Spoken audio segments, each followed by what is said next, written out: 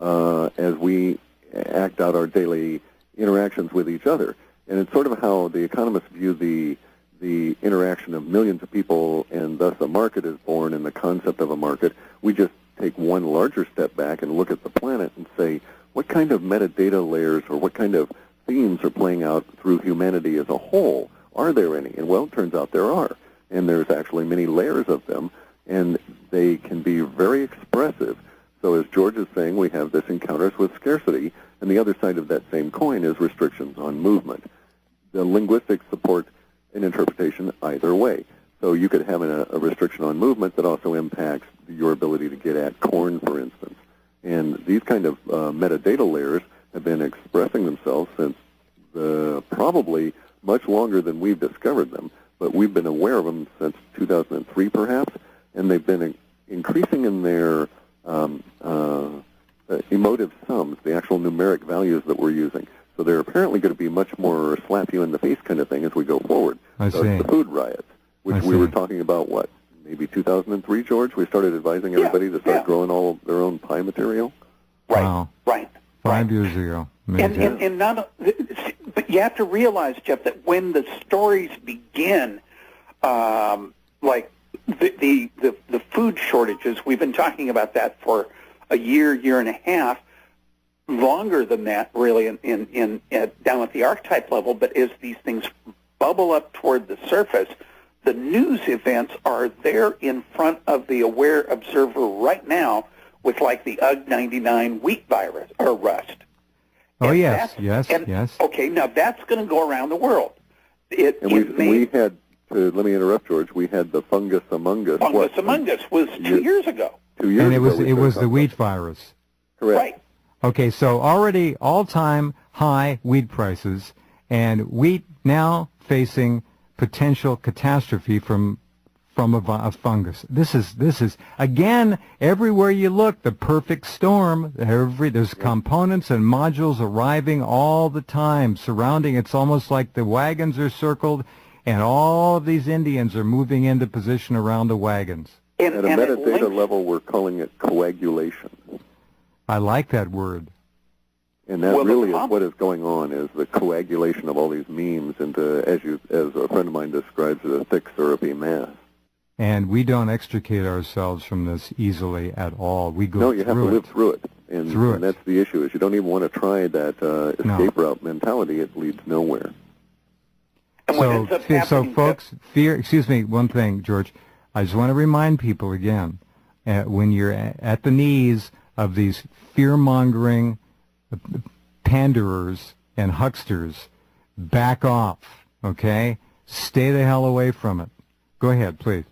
Oh, I was just going to say, the wheat rust is the kind of thing that, again, will cause a particular kind of an inflation, which will be very difficult for the Fed, even if they think they have the internal Can't manipulate a wheat rust. There's no wheat. Right, exactly. And you can't manipulate millions of people hungry in China and India bidding up prices for wheat. And so at some point, well, we've already reached that point, George. We're there now. It's already there.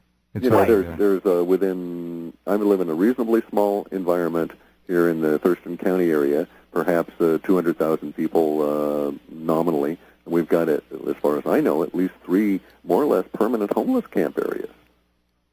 All right, let me tell you something else before we hit the break here. About 10, 15 years ago, let's call it 20 to be safe, this country had a 2 to 3 year supply, as you guys know, commodity supply of corn and wheat and staples. Yeah.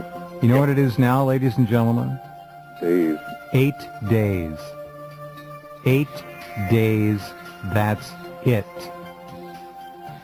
Okay? We'll be right back. It's been just a fascinating conversation with Clif and George, and we'll do it again here in another couple of months when they have time. All right, we have one segment left, and if you'd like, let's go ahead and develop as much as you'd care to about what you see.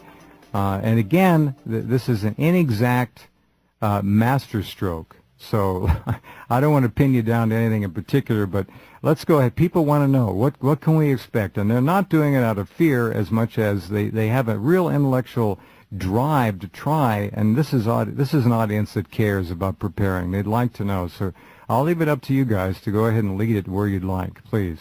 Cliff, why don't you go ahead? Well, as I say, my concern is biospheric degradation in the environment in general. It looks as though the plastic people, which is what future generations will probably name the current state of humanity, we're going to have really tough times. There's stuff at certain cycles that are completing astronomically that are going to really pressure us over the next few years. And we have some rather curious effects coming out, I think, from the powers that be that are also going to pressure us as individuals. Because the powers that be are between us and a hard place. We don't know exactly what the hard place is. We don't know precisely what they're afraid of, but they seem to have a single focus on it. It seems to be relatively short term, I would say 5 years or less. And we've been wrong in our timing before, but we seem to be getting a little bit better at it. Wouldn't you agree, George? I think so. I think so, Cliff. And it's really a situation for us where the indications are that many parts of the environment are going to coagulate along with a lot of the other aspects of our lives into a rather trying or challenging set of circumstances for us all. We're going to have to start really being self-sufficient and taking care not only of our own mental attitude, because there are a lot of people out there attempting to do it for you. We have a little saying around here that if you're not in charge of your mind, who is? Because you really need to ask that question. If you're not actively working your intelligence for your own benefit, then you're being manipulated. If you're just going along on your daily basis. That's called proactive, and most people, unfortunately, are trained and programmed and duped and tricked and misled into being reactive, and that's exactly what you're talking about. And exactly, and you have to be in this very clear mindset that things are not as they are being told to us, and the mainstream media's job is to deceive us, not to inform us, and therefore anything you see at any level is filled with symbology, and there's a lot of people that make a lot of money layering in this symbology at very deep archetypal levels that we're finding all the time. And it's, the first time I encountered it many years back, I was rather shocked. It took me about 6 months to really wrap my head around what we were seeing and how deep it went. We're talking about symbology that's intended to create preset mind conditions that can be manipulated later on. You're talking about visual images here it's and all symbols. Over. You find it. We even are finding sound, examples sights, now all the showing up senses. Yes, everywhere. Everything in all the advertising, you have to assume that there's at least 4 or 5 layers of symbology that are put in, not subliminals, but out in the blatant, right in front of your wide open eyes kind of things that you just don't pay attention to, and they're not hidden because they don't really want to hide them too deep, and they're actually very explicit. But we're so inundated that we have a tendency to screen everything out. We think, but a lot of these things are intended to slip right through.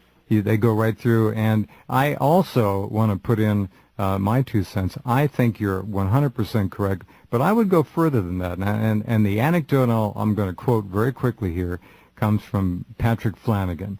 You know what the lily wave is. Did I mention this last time, Cliff? I don't believe so. All right, the lily wave is a wave form. It's a specific wave form you see on an oscilloscope or something like that.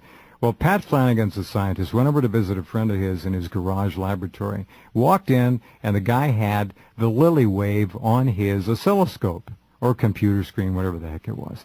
And Pat said, you know, what are you doing with the lily wave? It's not a very common thing. It's recognizable. It's known.